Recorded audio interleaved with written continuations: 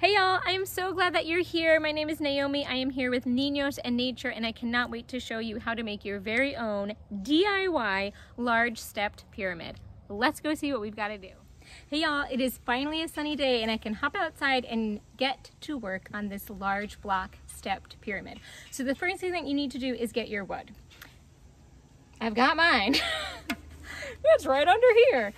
So what I ended up getting was 2x2s. Now here's the thing, if you've never built a lot before, like me, 2x2 does not mean that it is 2 inches wide by 2 inches wide. That would be too obvious. This means that it is slightly less than 2 inches. So this ends up being about 1.75. So that's fine, right? Like, I'm okay with my cube isn't a perfect cube. I'm not about to go like 1.75 times 1.75 and then increase that. Like, I'm going 2 inches, 4 inches, 6 inches, 8 inches, 10 inches. Why? Because I want my life to be easy. So the little ones might not be a perfect cube on mine. I'm totally fine with that. If you're not, then you need to cut it 1.75 by 1.75. Cut it whatever the width of your board is. So this is what I got. It is a Douglas fir. You can get premium pine, any wood that is nice and clean, right? So you can look at it up close. There aren't a lot of knots in it. Now here's the part that's going to be the most time consuming, and that is sanding. If you don't have an electric sander at home, I will be praying for you because legitimately it will take you hours. Luckily, an electric sander will make quick work of this project. That's what people say, right? Quick work. It won't take you too long, hopefully. And so let me show you a few things that you're going to try and sand out. So let me see. So you can see right here, you see where it's dark right there? So you can totally buff that out. So you're gonna use your electric sander and you're gonna go through all along this whole board and make it super, super smooth. That you might have a few blemishes on the wood, like that, right? Do you see that big thing? So I actually might just leave that out of the blocks. I might just cut that section out and not even count it towards one of the blocks just because I want them to be nice and clean. I don't want any knots in it. It's up to you. So the first thing I'm gonna do is I need to sand this wood. I'm also going to try to make as few sexual innuendos as I can as I talk repeatedly about wood. We'll see how I do. Let's get started. Let's go. Come on. All right, y'all. Now, I know what you're thinking. You're like, but Naomi, I don't have a super fancy wood shop like you do. And I'm like, I know, right? This porch full of toddler stuff. It's super legit. You don't need a big fancy space, right? That's why I'm doing it outside in my sweatpants. No shame. I'm just on the porch. This is my sander. It's not fancy. It was a hand-me-down. I've got a fine grit sandpaper on here. You don't want it to be too coarse because you don't want it to be ripping up the wood. You just want to give it a nice smooth texture. So the first thing I'm going to do is sand all of these boards. It's going to take a little bit, but it's going to be worth it in the end. And we're going to have to resand them again after we cut them, but we're going to be so glad that we sanded them in this nice long length before we cut them. And I'll show you why after they're cut.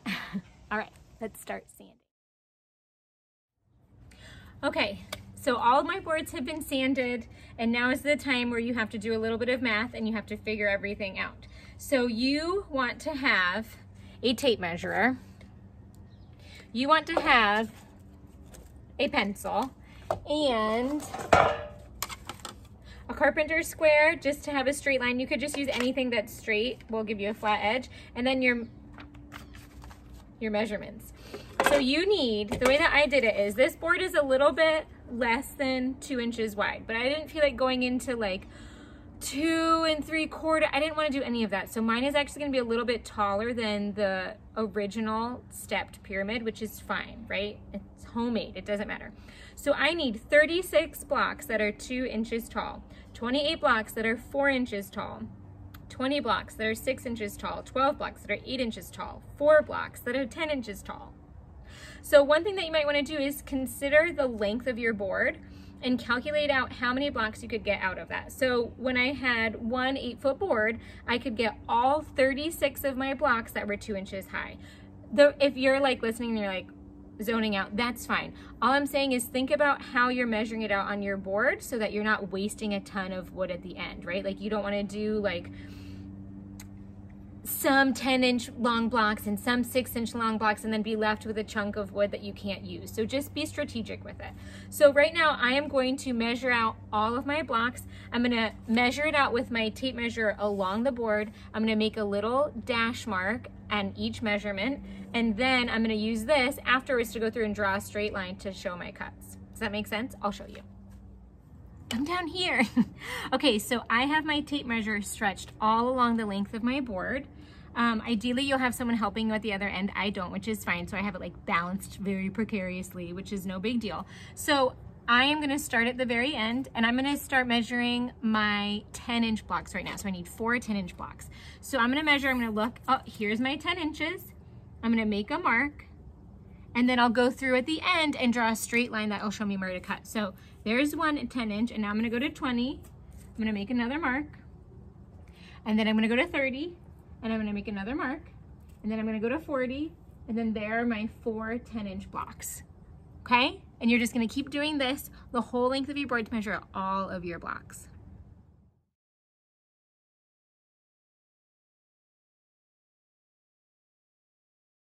So I measured out all of the blocks for this board. I'm actually gonna get 4 10-inch blocks. I have 4 additional 4-inch blocks that I need, and then I got some of the 6-inch blocks. So you'll do your best, right? Like, I'm gonna have a little bit of scrap at the end of this, but it's totally fine. So now I'm gonna take my carpenter square, and I'm gonna find my notch that I drew. And I love a carpenter square because it's got this nice flat edge. So you line this up with the board like this, and then you go right up to the line and you draw a straight line, and try and go right over the line that you drew, right? So now I'm gonna go through and I'm gonna mark a straight line, do you see it? Along all of these to show where I have to cut. Okay, so you can see, right? I have all of my cuts lined out. So this is where I am going to use my saw and do all of my cutting. So I'm going to go through and I'm going to measure out all of my blocks that I have to cut. 100 blocks to cut. Ugh. So this is one of the parts where you just need to make sure you have a piece of paper you are writing down what ones you've measured out, what ones you still have to measure out, and all of that. The more organized you are, the happier you will be. So I'm just gonna keep measuring all of these blocks out, and then I'll come back when I'm ready to cut them. Okay, so now is the time to cut. Now, I am lucky enough to have one of these amazing saws, and it is perfect for this type of project. But if you don't have one, do not worry. You could still get by using a circular saw, a handheld saw, to do these cuts. You might even be able to do this with a jigsaw. Just know that it will be a lot more work having everything straight. It'll be much more work on your end, making sure that your cuts are really straight and really exact, but it is not impossible. So don't feel discouraged if you do not have one of these saws. They are very expensive, and I only have one because we recently built a building on our property. It's the only reason. The most important thing is that you always have your eyeglasses on, right? Your safety goggles on. It helps keep things from shooting into your eyeball, right? So you want to be really careful when you're using one of these, and you want to make sure that you have someone show you how to use it really well. So the most important thing is that you go nice and slow, and I'm going to show you how I cut this, and we will get to work. Okay, so when you're using this, a lot of times you can set this up on a sawhorse. That's actually what I should be doing right now, so that I can have a longer board and it will be supported on this end, but I'm feeling a little lazy. So what I'm gonna actually do is saw this board in half so that it's not as long, it's easier for me to work with. So, I have my safety goggles on. I am aware and mindful of my limbs. My children are nowhere to be found. Well, I know where they are, but they're not around this saw, which is important. Be very careful if you have little kids around. So the first thing I'm gonna do is just pull my saw blade down and make sure that it lines up with my line. Now I'm pretty good, I'm a little far off, so I'm gonna just scoot this forward just a tiny bit. And you want it lined up right in the middle of the line that you measured. And now we're gonna do our first cut. So with my hand, this hand right here, it's not near the saw blade, it's far away. I'm pushing firmly against this back plate, and then I'm gonna take the saw. Are you ready? Here we go, we're gonna do our first cut.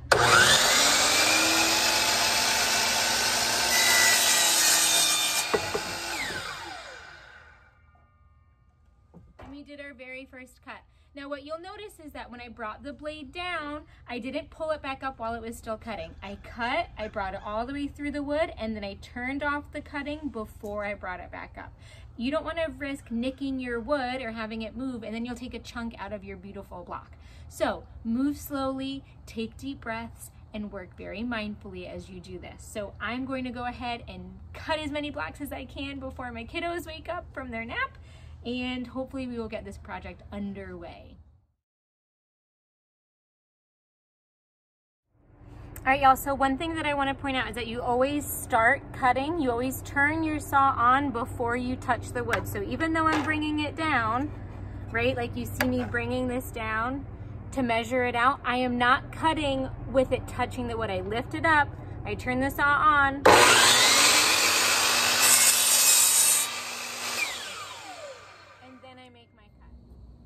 all right, y'all, I have all of my blocks cut and you can see the edges are really rough. So now I am just going to sand away and hopefully I won't get interrupted by my toddlers that are running all around.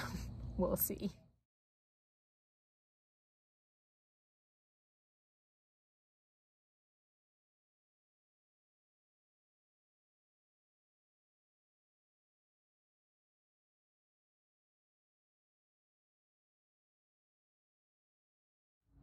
Okay, so you can see I've been sanding for maybe 45 minutes. It takes a long time, and now you can see why it's so important to sand the lengths of the blocks before you cut them, because now all I have to do is focus on sanding the bottoms and the edges. So you really want to focus on your cuts because it's going to absorb a lot of paint when you paint them later if you don't sand them really well and get them as smooth as you can. So I'm going all the way around the edges, rounding them a little bit, focusing here, and I don't need to sand this part because I already did.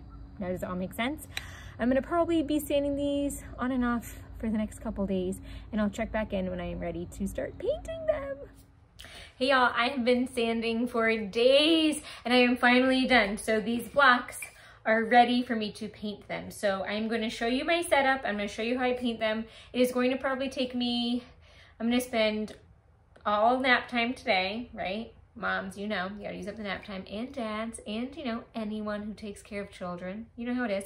So I'm gonna use nap time today, after bedtime tonight. Hopefully I'll finish painting tonight, but it might take me 2 nights. So I'll show you the process and then I'll keep you posted as I go. I am looking at the traditional large stepped block pyramid, the rainbow one, right? I want to have a very similar effect. So with the taller blocks, I'm going to start with like the yellows and the reds and the oranges and then slowly spiral down to purples. And I'm going to put some pink in there because I have kids who love pink, and then I'll do the blue and the green. So I'm going to focus right now on painting my tallest blocks. I'm going to start with the lightest colors first, and I will show you how I am doing. Okay, so I just want to show you guys how I have it laid out. So you can see I've planned out the colors that I'm going to do in general, right? So I'm going to do yellow. These are going to be like a yellow orange. These are going to be an orange. These are going to be a bright red. These are going to be a dark red. So I've pulled sizes from the tallest, the second tallest, and then I've grabbed a couple of the third tallest ones, that medium row, just so that it's a nice gradual spiral. So have everything organized out before you get your paint out, just so you know what's gonna go where. So I'm gonna start with the yellow because that's the lightest color, and let me show you how I mix it and test it. Okay, so you always wanna test on a scrap, right? I actually just did this, but I wasn't filming like I thought I was, so I'll show you what I did again. This is a scrap, it has that crack in it. I don't wanna use it for these blocks. So because this is a lighter color, I think I'm gonna just paint directly onto this and then wipe it off. For some of the other darker colors, I might mix just a few drops of water into the paint and then paint it on to make more of an acrylic wash. But if you do that with a light color, it's just gonna be watered down too much. You're not gonna be able to see it. So I'm gonna paint these blocks one side at a time. I would paint the whole block, right? This is a scrap, so I'm not going to. And then while the paint is still wet, I'm gonna take a paper towel and just wipe it off. That makes it so that you can still see the paint, or you can still see the wood grain, but you still have got a nice bright color. Now this is for the yellow. It might change as I do darker colors, but I'll let you know. I also might adjust this shade. I don't know if I love it that much, by just adding in some black or some white just to adjust it a little bit. So I'll do a time lapse. You can watch me paint, but in general, I'm gonna be painting it on, and while it's still wet, I'm gonna wipe it off. Your hands are gonna get messy. Everything's gonna get messy, so make sure you put some paper down. All right, so let's get painting.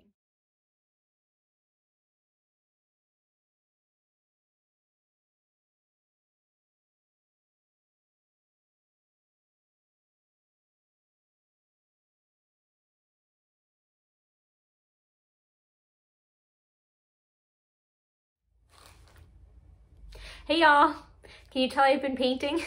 So I had my blocks all set up and organized, arranging them how I wanted to paint them. I am using Folk Art. I believe it's a matte finish, and I believe that the collection is the Festive collection. It's got really bright, colorful paints to choose from.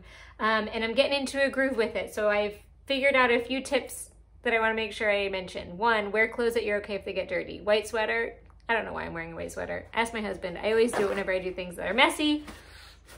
Oops, hopefully I won't get paint on it. Another tip is to have a big roll of paper towels. We try to use as few as we can, but with this type of painting, paper towels are your best bet. Unless you have a ton of cloths that you don't mind if they get covered in paint, we unfortunately need to use some paper towels.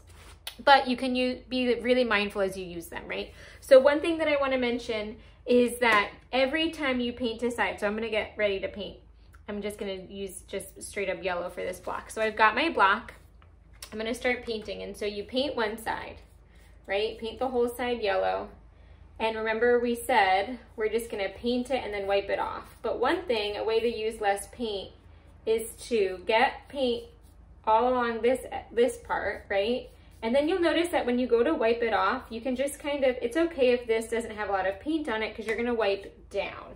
So you're going to take your paper towel and you're going to wipe down, and you bring the paint down to cover it, right?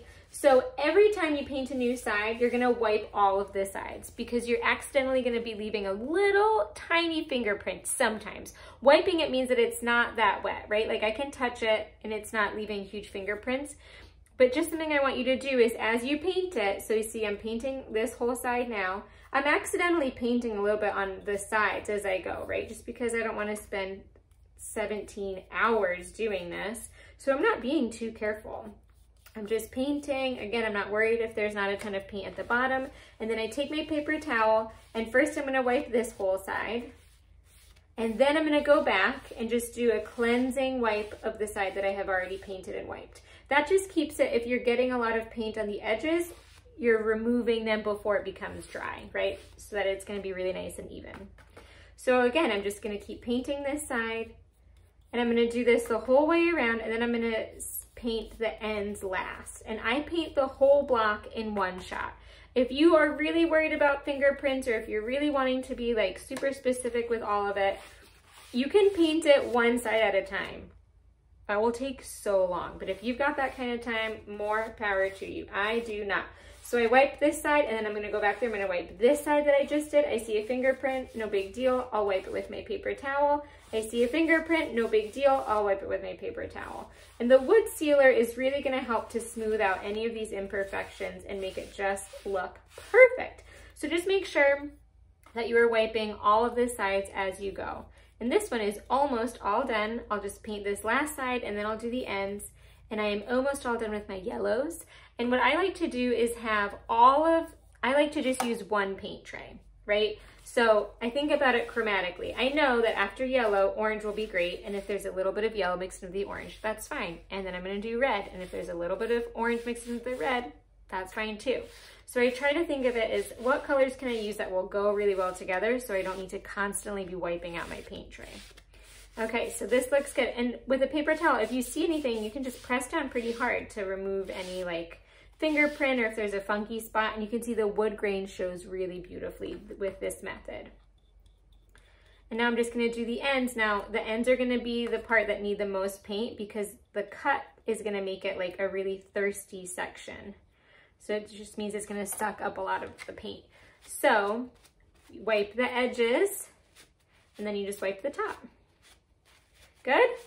We're just gonna keep going with all of our colors. And before you set it down, just make sure you wipe all of it, right? You want it to be nice and smooth. Oh, this is gonna look so good. Okay, I'm gonna keep going. Hey y'all, okay, so I finished painting and I did all of it in one day. It took me one nap time and then 2 hours, 2.5 hours after bedtime. So total, I would say I spent about 4.5 hours painting. Which sounds like a lot, but it's actually not that bad if you think about painting 100 blocks. And I feel like they came out so well. I love the way that they look. So a few tips that I learned while I was painting 100 blocks. One, you don't have to paint on too much paint, especially since you're going to be wiping it away anyway. You will save on paper towels and you will save on paint if you do a really light color and then wipe it off.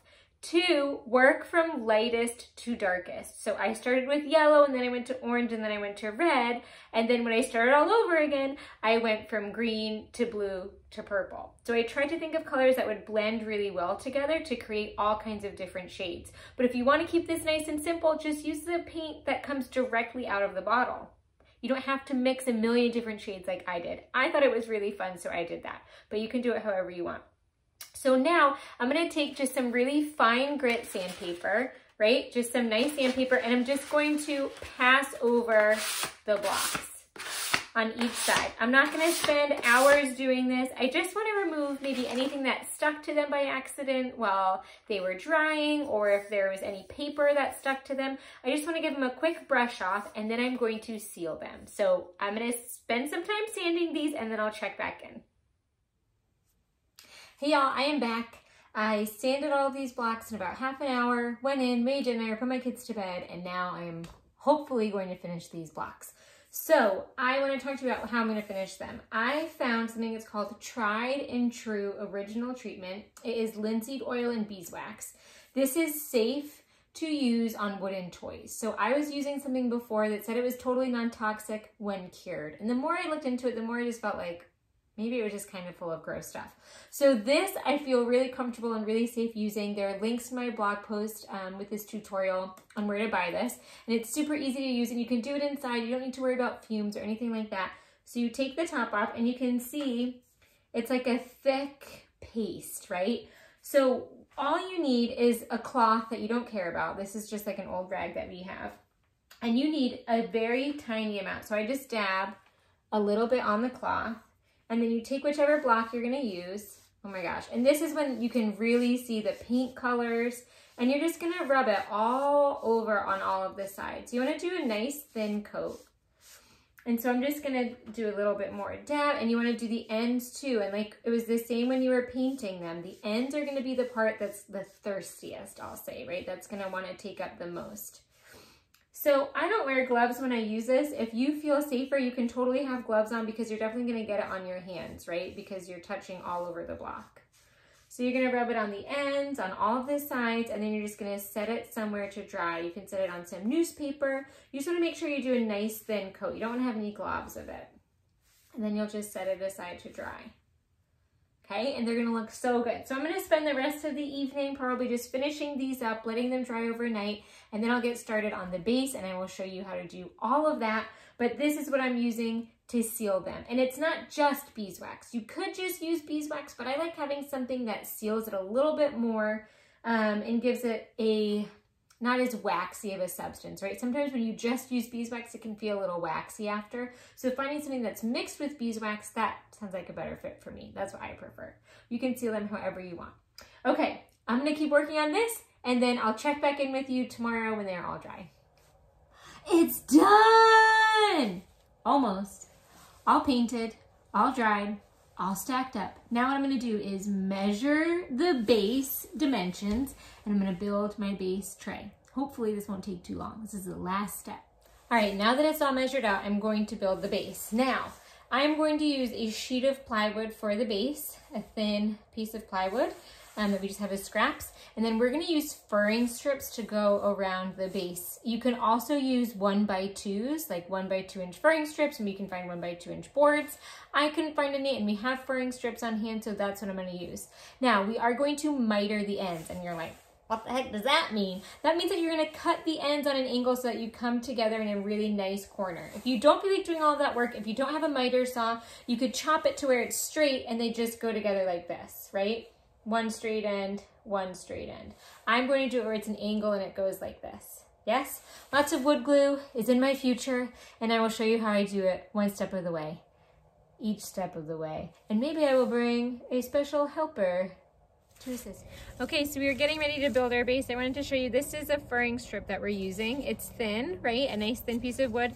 And look, it's got like blue stuff all over it. The plywood we're using is like wet and like moldy looking. It's just like old wood. It doesn't need to be perfect. We're gonna sand it and bring new life into it. So this is a furring strip. My boothang Nick, my husband, is measuring out the plywood right over there off camera, and I will show you us sanding it and making it beautiful and measuring it and cutting it and all of that good stuff.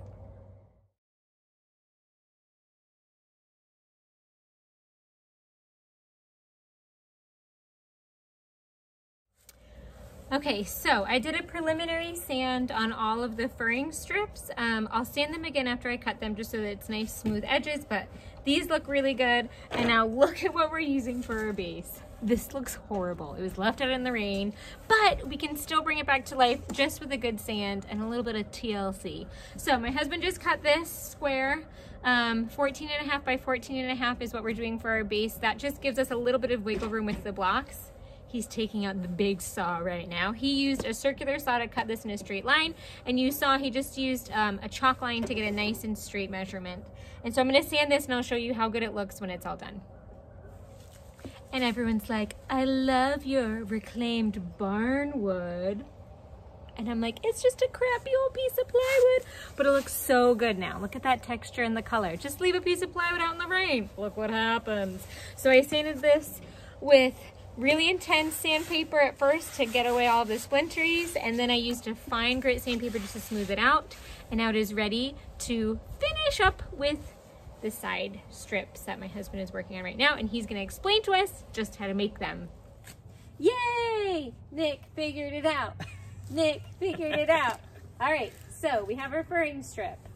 The first thing that we're gonna do is turn our saw to 45 degrees, right? Done. And then you're gonna make a cut so that you get an angle, okay? And then my genius husband, you tell us what we do next. Okay, so then you need to measure, if the base width is 14.5 inches, this, because of the angles of the miter cut, adds a little bit, so you need to measure 15 and 5/8. Ugh, 15 and 5/8. I know, it's so annoying, but you only need to do this a couple times. Okay, so I've got my tape measure. All right, come on up. Let's measure it all together. Here's 15. Let's do 1, 2, 3, 4, 5. And there's 5/8. So we're gonna do a little dot, and then so that we can know where to cut it nice and straight, we're gonna take our carpenter square. Line it right up to there. The pencil doesn't break. Break the pencil tip. That's part of the process, you guys. And then, so we cut it like this, right? And so my husband says you have to flip it this way to cut it this time, okay? But here's the thing, I can't see the line if I'll flip it this way so you can see the line. All right, right? Is that right, Nick? Look. Nope, it's wrong. I have to flip it like this? Yep. Okay, so then you have to draw the line on the other side. Because look. So actually, just want to do it like this. Aha! We're figuring it out on camera. Here, let me move this down so you can see. Okay. So I can also explain too. You want to you can take the saw blade down, do this when it's not on, and line it up right with your line so you can make sure that you're cutting on the right side. All right. And then move your hand away from the saw. Do you want me to cut it? I'll do the cutting. Wear my safety glasses, please. Always wear these. Protect your eyeballs. My hand is far away from the blade because I don't want to cut my hand off. I'm going to get my hair out of the way. I don't want to cut my hair off. Push it up firmly against the back plate.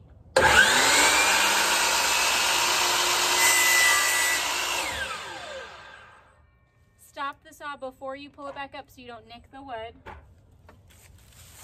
And then we hope for the best. We'll see if it works. What? So, if you measure and you line it up and it's a little too big, that's fine, because you can go and shave a little bit off. If you cut it too short, you can't go back and add more wood. So, always better to cut with a little bit extra than a little bit too less. So what we realized is it's a little bit too long, so we're gonna make our cuts 15 1/4. Which is easier anyway. Way easier than 5/8. But it's better to find out, like Nick said, you don't wanna cut it too short. So 15 1/4, that's what we're gonna do. We're gonna shave a little bit off the one that we just cut, and then we'll show you how it all comes together. But like, that's a beautiful, oh my gosh, look at how beautiful that is. We're gonna keep cutting. Here we are. Wait, I'm not ready. All right. Where are we? Here we are. Oh. Okay, so Nick was saying that we could use finishing nails or like a little tiny screw, but guess who has some? Not us. It's not us. But look what we've got. Wood glue. Some wood glue. So we're gonna just glue this all together and hope for the best. For anything that's not going to be structural, it's not really going to make a difference. Your kids would have to work pretty hard to try to rip this apart once it's all glued together. Toddlers, you never know, am I right? That's true. Okay, so we're gonna do opposite ends. We're gonna glue these ends on, these ends, and then we're gonna clamp it. And then we're gonna glue these ends on, and then we're gonna clamp it. We'll let the glue set in between clamping. I didn't know we were gonna do that. We're gonna let the glue set. Don't worry. All right, we're gonna get to work. We're all learning together. It's a beautiful thing. So we have two sides attached, and we realize that the clamps that we have kind of suck.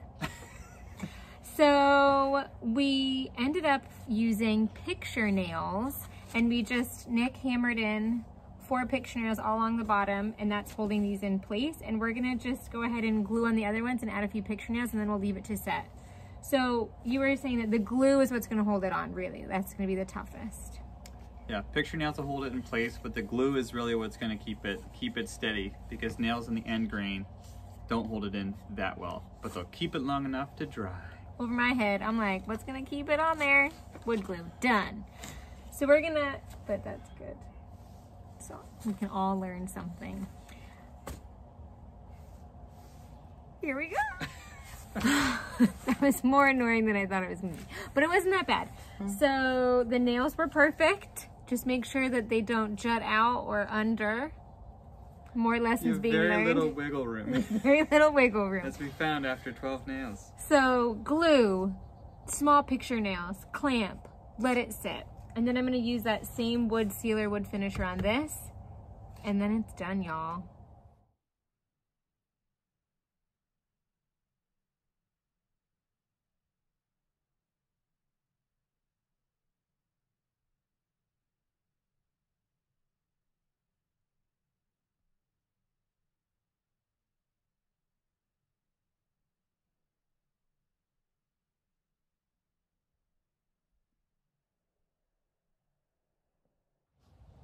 All right, y'all, that is a wrap on your DIY large stepped pyramid. I hope that you had a few laughs. I hope that you learned a lot, and more than anything, I hope that you feel more than motivated and ready to make your very own DIY large stepped pyramid. Don't forget to subscribe to my YouTube channel so you can stay up to date on all of my tutorials and crafts. And remember, words are hard, even in the end of a video, to check out my play-based Spanish learning course called Con Mi Familia, where you can learn Spanish at home with your little ones without relying on a screen. All right, have a great day and have a great holiday. Ciao!